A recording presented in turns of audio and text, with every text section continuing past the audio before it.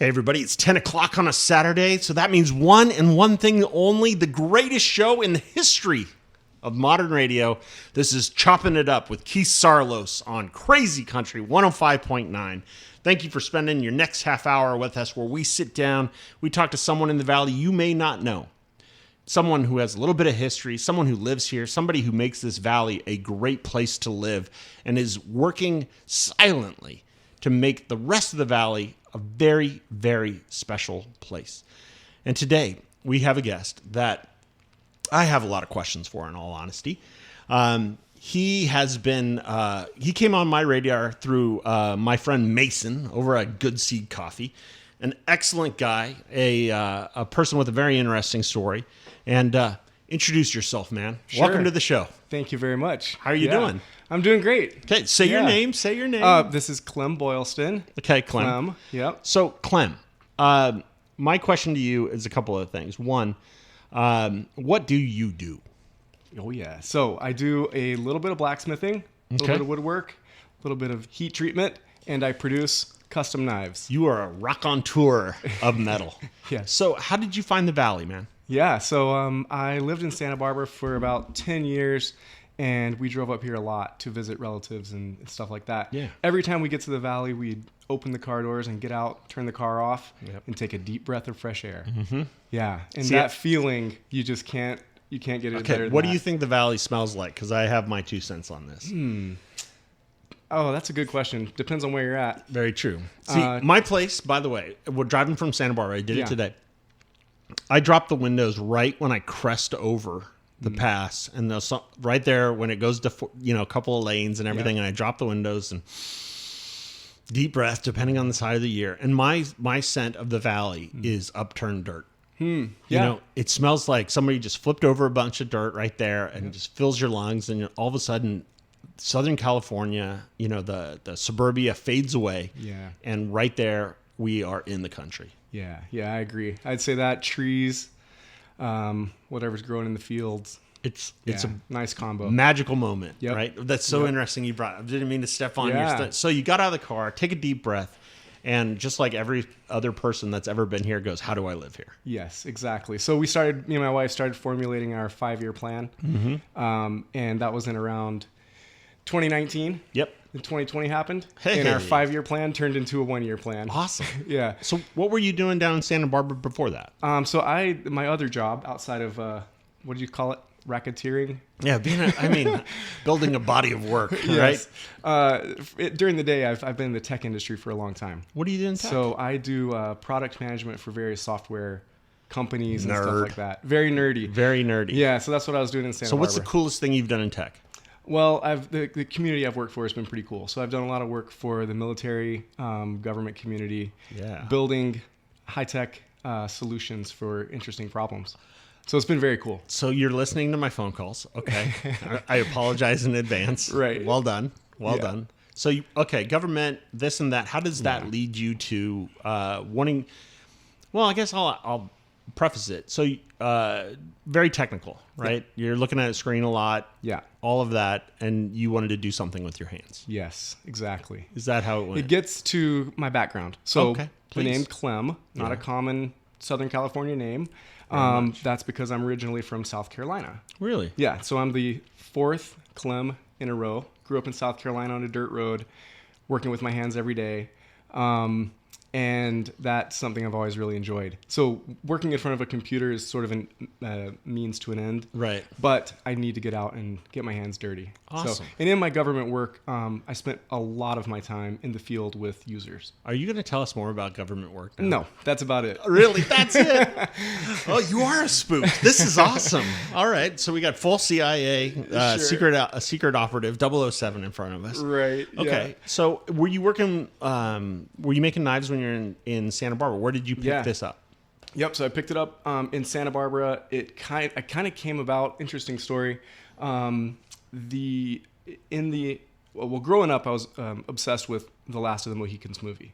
Really? Yes. Okay, keep going. And as a kid, you're drawing me in here. I would sit on the floor. Yeah. And I would make all the weapons out of cardboard. And I'd make sheaths, and I'd make tomahawks, and I'd put feathers on them. And I loved it. It was super fun. Okay, pause a second. Yes. What was the name of the weapon in Last of the Mohicans that it had because I'm going back to in my movie, right, where it was kind of like this blunt instrument and it had like points on it and things like that. It wasn't Daniel Day-Lewis, but I think it was the other guy that was carrying. Does that weapon have a name? Yeah, I forget the name. It was a tomahawk, but they used to make them out of a musket, the tail end of a musket. What's that called? Yes. Yep, I got it. Yeah. Anyway, so it's that shape, but they would take the wooden part out of the tail end, or the back end, the butt of the musket, whatever that piece is called.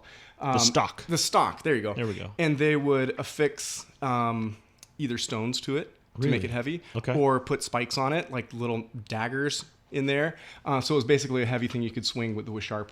Yeah. Amazing. Yeah, I think that one was perhaps painted blue or something. It was like it was one of those things when you brought up the movie, my mind immediately went to that because I remember as like watching that as a kid. Number one, amazing movie. Now I have to go watch it tonight. When he's chasing her up that what a great movie. So good. Okay. So good. We'll get off the greatest part of the podcast where we talk about Last of the Mohicans for a half hour. Right. Okay. So that's kind of my origin story of getting into making these type of things, even though it was cardboard and I was a kid. How old were you? Well, I don't remember when that movie came out. I think I was well, I know you as old man Clem.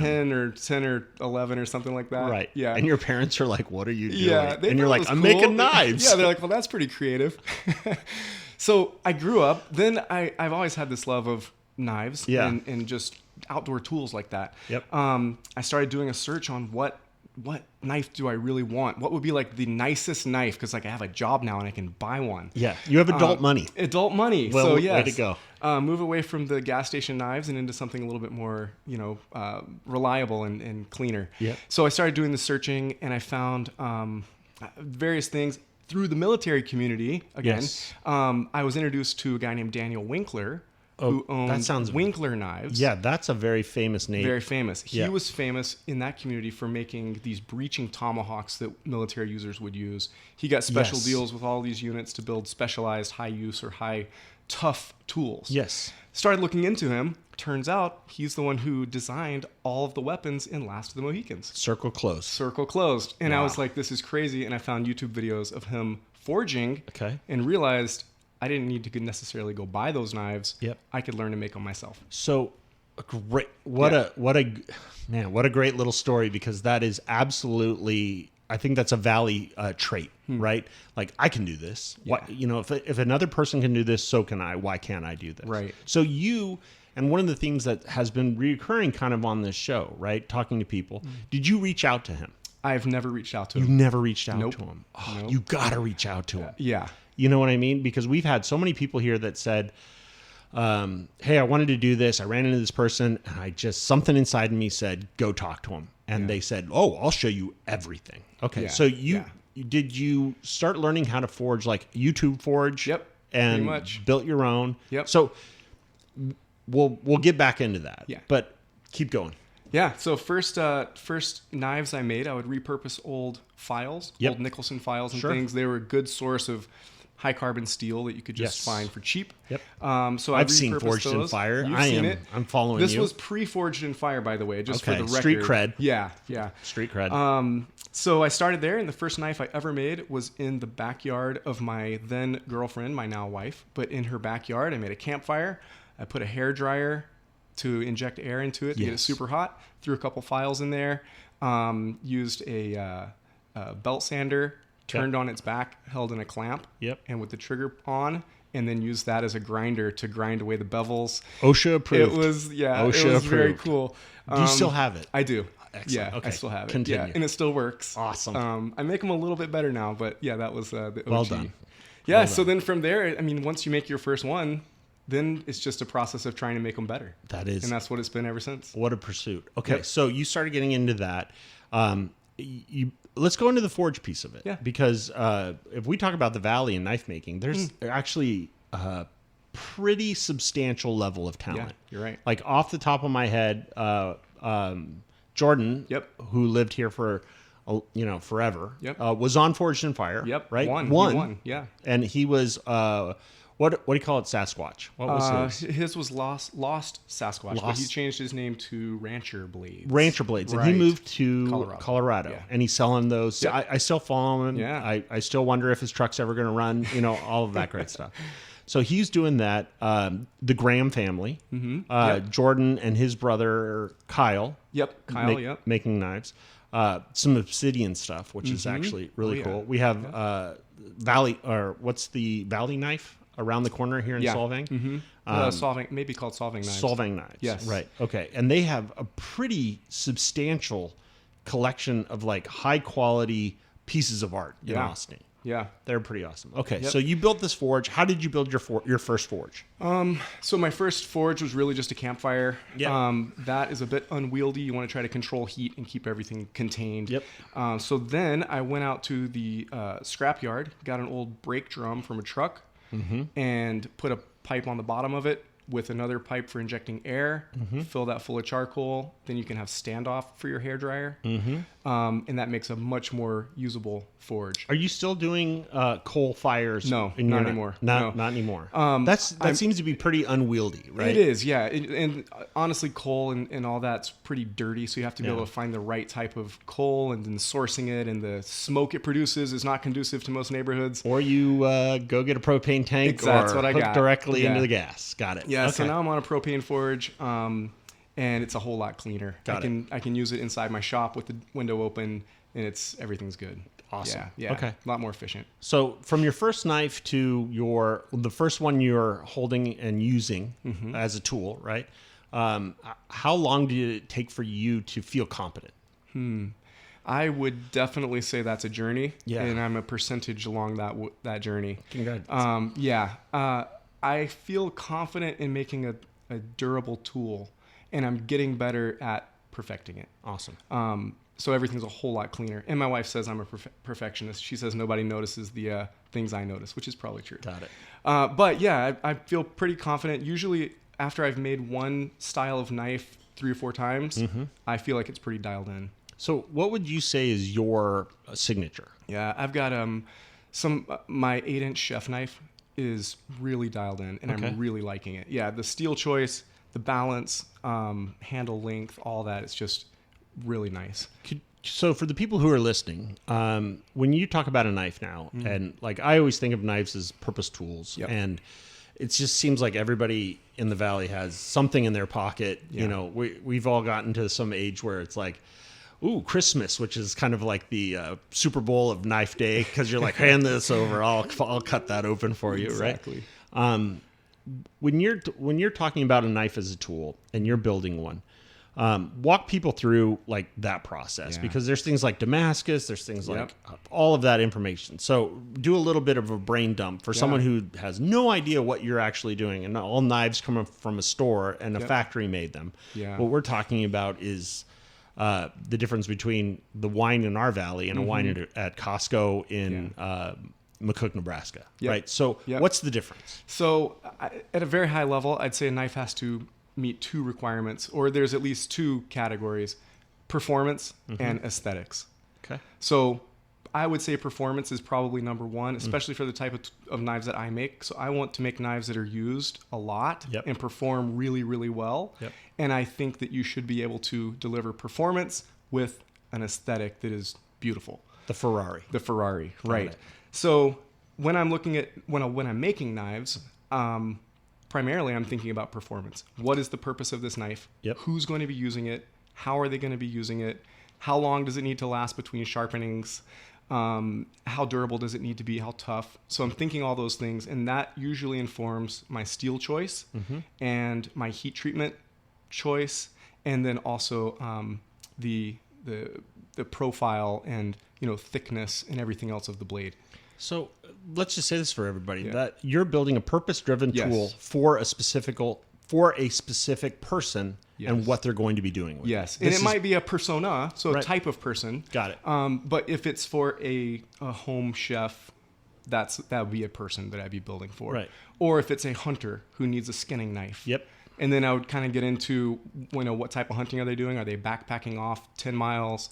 Are they hunting out of their truck? Yeah. Because there's some lightweight things, and then there's some things that a little more comfortable to use, but are going to add weight. So it's kind of dialing that in. It's interesting you bring that up, because it's like when you see some of these people that are like really going on deep backcountry trips. Yeah. Right. Alan Pinoli, who's here, Pinoli Refrigeration. Alan knows the back hills here like the back of his hand. Yeah. Right.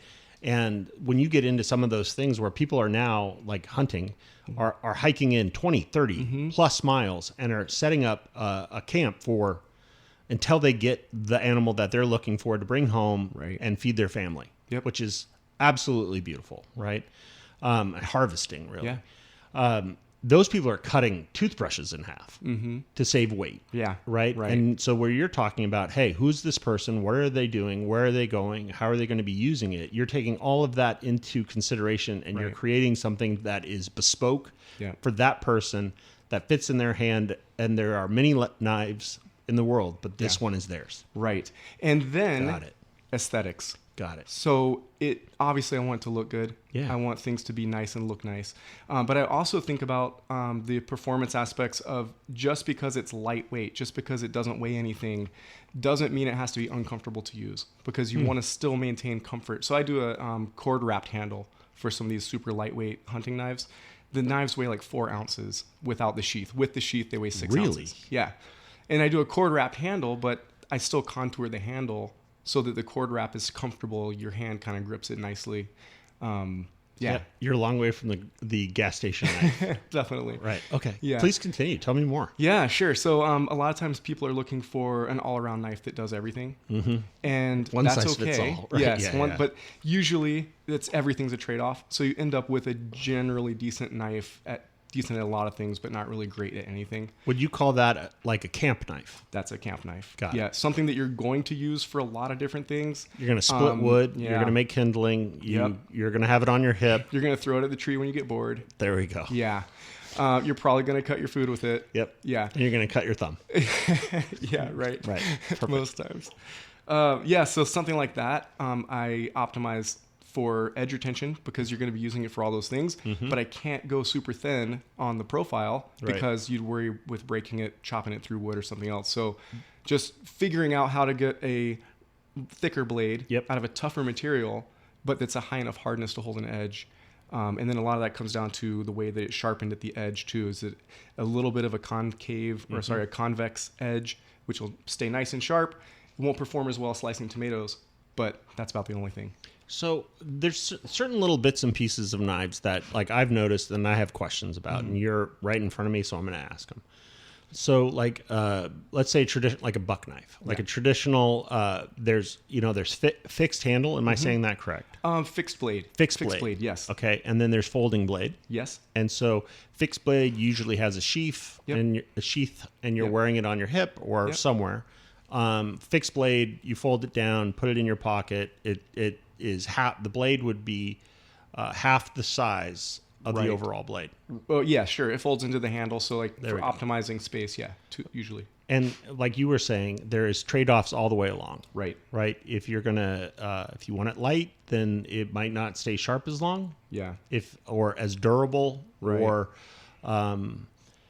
so when you're building those, like certain knives have like a place. It almost feels like you could put your thumb in it. Yeah. Like a little groove. What is that used for?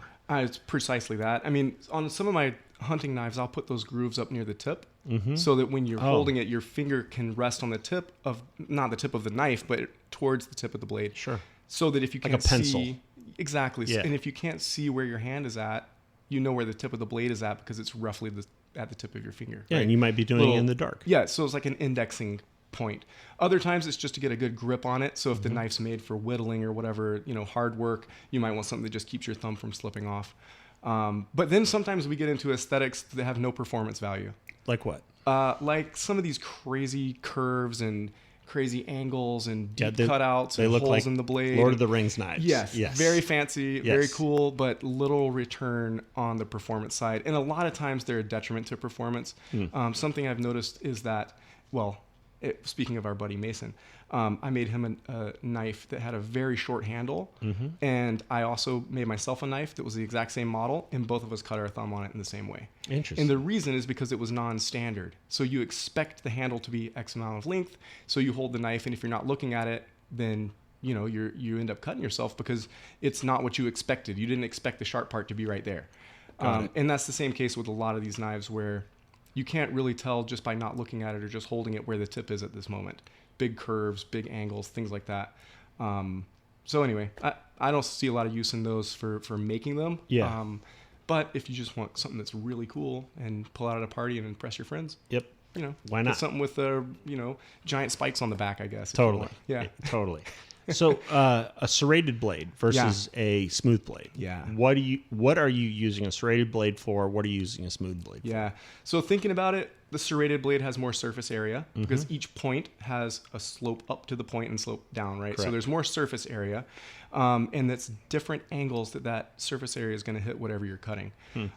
Typically, those are made for cutting thick rope or fabric or something like that might bunch up. Yep. And as it bunches up, now all those surface area is cutting into the contours of whatever you're cutting. Cowboy knife. Yeah. Right? They have it in their pocket. They're pulling it out. They want to flip it open with one thumb. Yep. The standard Spyderco or whatever, or even the ones that have the little hook on them. Yeah. The rope knives. Yeah, those are nice. And you pull it out, and Very as you nice. pull it out, it drags a little bit, and it flicks the blade open because you have that on your hip because you're roping or you're around horses or you're around something. And when you need to get to your knife, it has to be ready to use. Yeah, one-handed use is super important Got for it. a lot of those.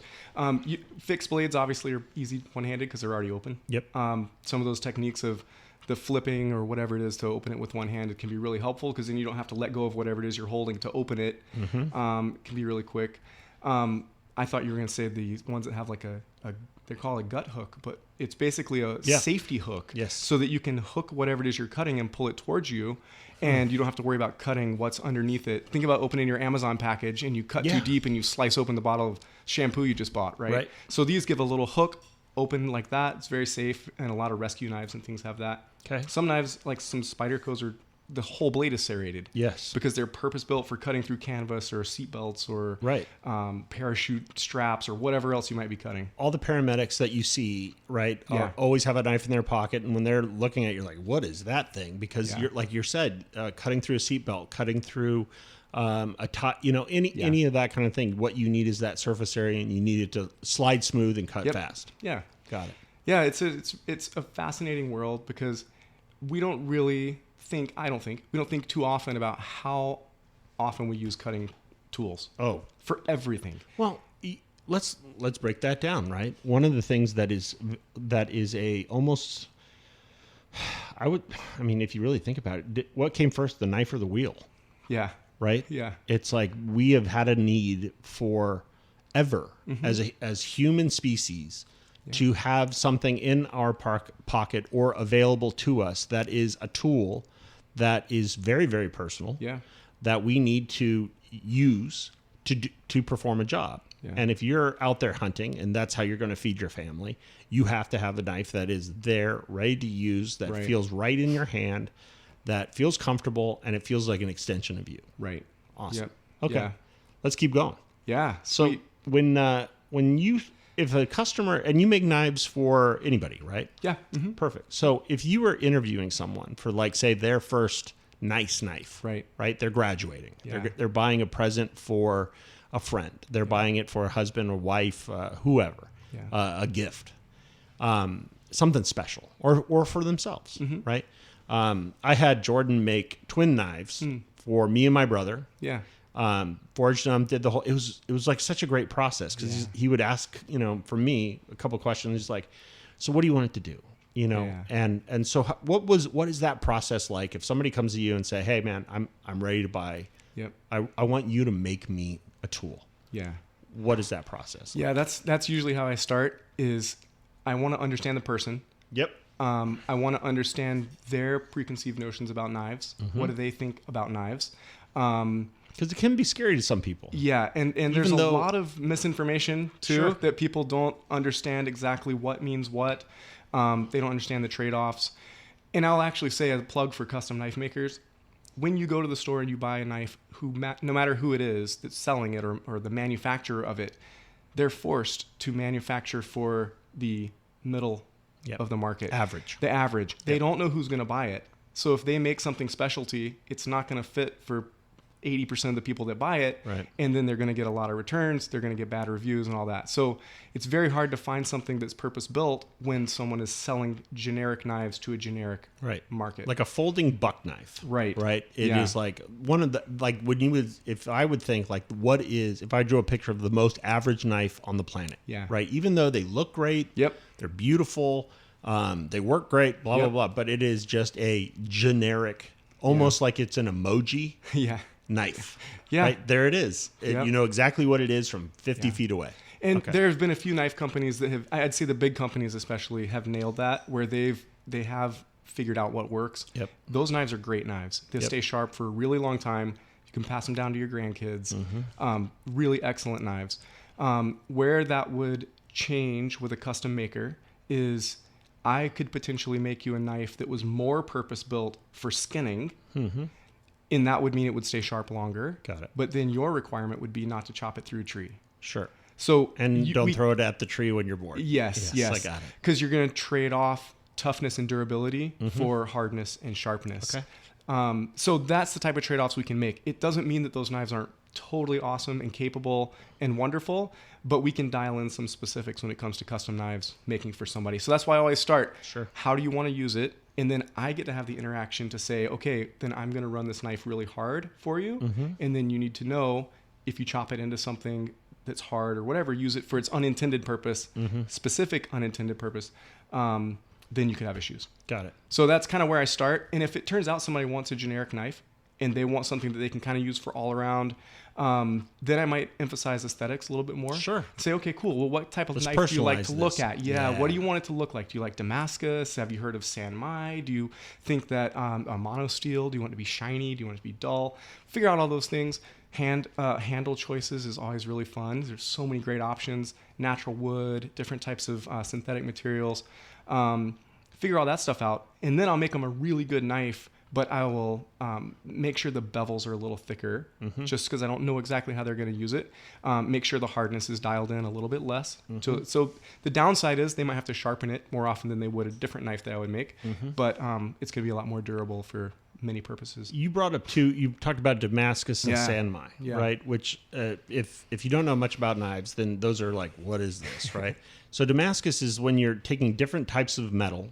You're basically making kind of a stack sandwich, heating it up, pressing it together, forging it together, which is really what forging means. You're taking two materials and making it into one. It's like technically welding. That's forge welding. Yes. Okay. Forging is really just the process of heating the steel to where it's malleable and then manipulating it with a hammer and moving the steel around. Got it. Like putty, but just hot steel. Totally. Yeah. Okay, perfect. So when you're talking about like blacksmithing, right? Forging is be much more blacksmithing where you're taking, say, a horseshoe or a railroad spike. You're taking it as it is, you're bringing it up to heat, and then you're pressing it into the shape that you want. Exactly. Forge welding, if we get into Damascus, you're taking different metals with different hardness, different carbon, different things, and you're pressing them together and welding them together to create something. And then you cut it in half. Do that process again. Cut it in half. Do that process again. And every time you do it, you're doubling the content of the knife. Is that correct? That's correct. So those layers, let's say you start with 11 layers. For sake of argument, one cut's 22. One cut, but what you'll typically do is you'll stretch it out and you cut it into 4 pieces. Interesting. So now you've got 44. And then you'll stretch that out and cut it into 4 more pieces. So those look beautiful because you can get really intricate with the style, right? Does it give a performance benefit to the knife? No. So the little bit of history on that. Sure. Damascus is a really cool example of an aesthetic that started because of performance needs. So way back in the day, it was hard to get a consistently standard carbon content in steel. You couldn't go down to the store. You couldn't just go buy what you needed. So you're collecting different steels that might have different carbon contents. And what's interesting about forging different types of steel together, carbon always migrates from highest carbon to lowest carbon. So as you're mixing these steels together by layering them and pounding them together, the heat and everything that's happening, the carbon is migrating more consistently throughout that billet. So then when you make the knife, you've basically gotten a general average of carbon throughout that, even though you might have started with a couple different carbon levels. Amazing. The cool side effect is those different types of steels, because of chromium content or nickel or something else, they resist an acid etching. So whether you acid etch that or it just encounters some sort of acid through like a, cutting tomatoes or oranges or whatever, not tomatoes, oranges or lemons or anything. Citric acid. Yes. It starts to etch the steel. But the pieces that have the higher nickel and the higher chromium and things, they don't etch. So now all of a sudden you have this pattern.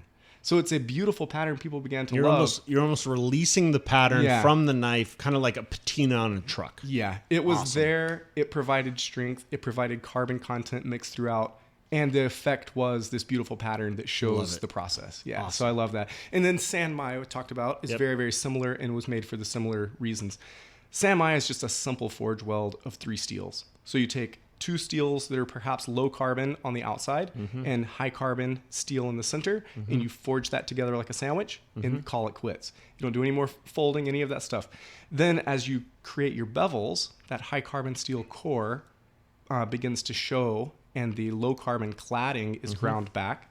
So you get a beautiful change in color between those. The practical purpose was, again, I have a small amount of high carbon steel. Let me sandwich it with something cheap and available so that I can make that go further and cut better. What are your favorite knives to make here personally? I love chef knives because I use them more than anything Everybody else. does. Yeah. Right. So I'd say that's my number one favorite because I like making knives that get used, and those get used the most. It's interesting you bring that up because one of the things, if you really think about it, every single home has a drawer full of knives. Yes, right. Definitely. And what we've been talking about here is, if you see someone with a knife, right, and you're out on the street, maybe not the valley, but it is somewhere else, right, and that to a certain extent that puts some people into alert. Yeah. Right. But what we really need to bring back in our head is every single house you've ever been into has a drawer full of what you would consider a weapon. Sure. But in the right hands, it's what a chef uses to create something beautiful. Right. A hunter will use it to do this. A rancher will, cut this, do whatever. And it's almost like my grandfather carried.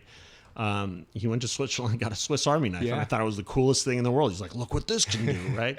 I personally, have this, which is my dad's knife. Cool. And after he passed away, it was like, here it is, and I've carried it every day for 5 years. Yeah. Where, I don't wear a wedding ring because I don't want my finger to get pulled off. I don't have jewelry or anything else, but it's like this thing, if I don't know where it is, the instant panic that jumps into my soul, right? Yeah. Or handing my son a knife, I gave him the knife I carried every day because I have this one now. And I think it's a very primal, maybe, or a very ancient thing where you have a tool in your pocket that you can use for a myriad of different things. Yeah. I mean, it's reliability. I think you're getting at I kind of thinking about why is that it's something that's it gets you through challenges. Yeah. It's something that's always there. Yep. It's something that's reliable. It's something that you really need. And often, beautiful. And beautiful too at the same time. And I get that a lot with the association of